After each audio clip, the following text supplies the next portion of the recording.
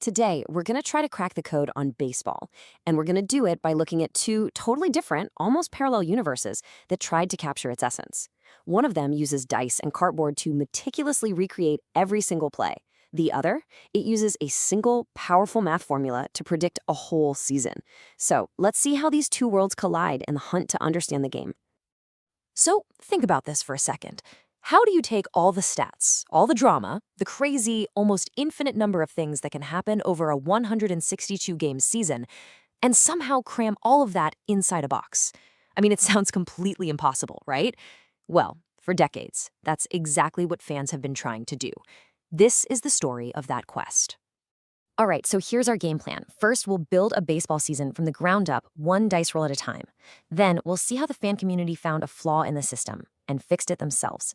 After that, we're going to jump to a totally different answer from the world of math, compare the two approaches side by side, and finally, ask a pretty deep question.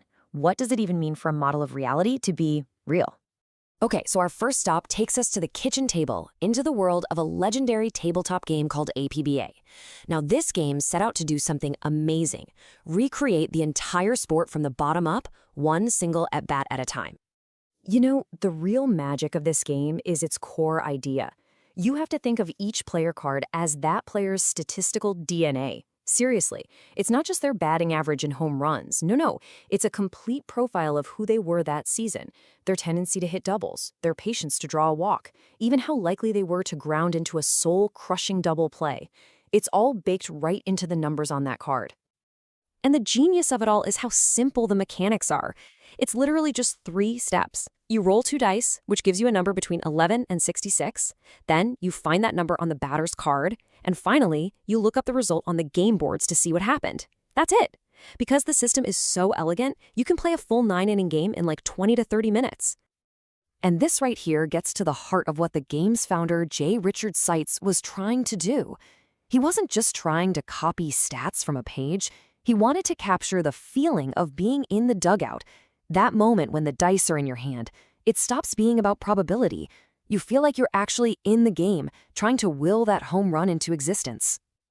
But look, even a system this clever wasn't absolutely perfect.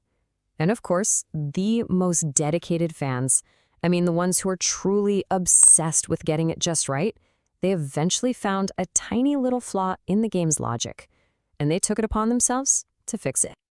So here's the deal. The flaw they found was this extra base hit problem. In the game, an elite A-grade pitcher was amazing at preventing singles. But here's the weird part. He wasn't any better than a bad pitcher at preventing doubles or home runs. So you got this bizarre result where, against the best pitchers in the league, a super high percentage of the hits they gave up were for extra bases. It just didn't feel right. It wasn't real. So what did the fans do? They basically became amateur game designers. They created all these house rules to fix it. And the most brilliant solution was to just add a 3rd die. If you had a potential extra base hit against a great pitcher, you'd roll that 3rd die. And on certain numbers, that home run or double would get downgraded to a single. And just like that, with one simple, elegant patch, they restored the statistical balance. They were literally debugging the simulation. Okay, now let's hit the brakes and pivot to a completely different universe. Because while the APBA community was down in the weeds, fixing their simulation from the inside out, a revolution was brewing that took the exact opposite approach. It said, forget the individual plays. Let's look for the universal laws that govern the game from 30,000 feet up. And that brings us to the legendary Pythagorean one-loss formula, pioneered by the godfather of sabermetrics, Bill James. Instead of building a season from tiny pieces, this formula strips everything away. It argues that if you want to know how good a team really is, you only need 2 numbers from their entire season: the total runs they scored and the total runs they allowed. That's it. It's like a truth serum for a team's win-loss record. Now, I know what you're thinking. This looks like a whole lot of math, but the concept is actually pretty simple. The real secret sauce here is that exponent. See, Bill James originally used 2, just like the old geometry theorem, right? But he and other analysts found something fascinating. In baseball, not all runs are created equal. And after decades of crunching the numbers, they landed on a magic number that fits the data almost perfectly: 1.82. That little tweak is what makes it so powerful. So let's put it to the test with a real-world example, the 2004 Oakland A's. Now, that team won 91 games, which is a fantastic season. But the formula, based on the runs scored and allowed, predicted they should have won only about 80 games. That is a massive gap. And it suggested the team was playing way over its head, probably getting really, really lucky in a bunch of close one-run games. So this brings us to the main event. We have two powerful but completely opposite ways of getting at the truth of baseball. One is down in the dirt, building the game piece by piece. The other is way up in the clouds, looking for these huge overarching patterns. And the contrast is just stark. You've got APBA, which is a bottom-up approach. Its whole goal is to recreate the experience, to tell the story of a single game. Then you have the Pythagorean formula, which is completely top-down.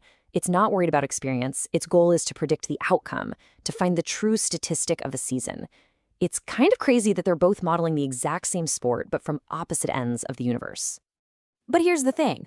Are they really so different? This quote from an old APBA veteran just nails it. Look, the game might give you a weird result on one at bat, and the formula might get a single team's record wrong, but over the long haul, both models are incredibly accurate. And why is that? Because they're both built on the same foundation. They're both reverse engineering the hidden statistical patterns of baseball itself.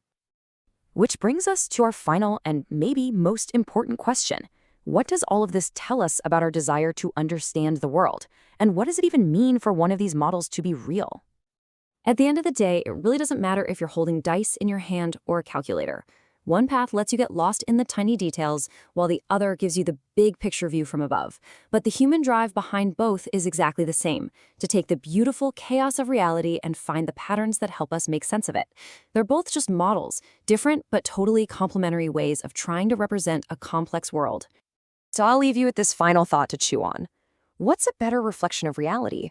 Is it the model that simulates the messy, unpredictable feel of the journey, even if some of the details are off? Or is it the one that predicts the final destination with stunning accuracy, but tells you absolutely nothing about how you got there?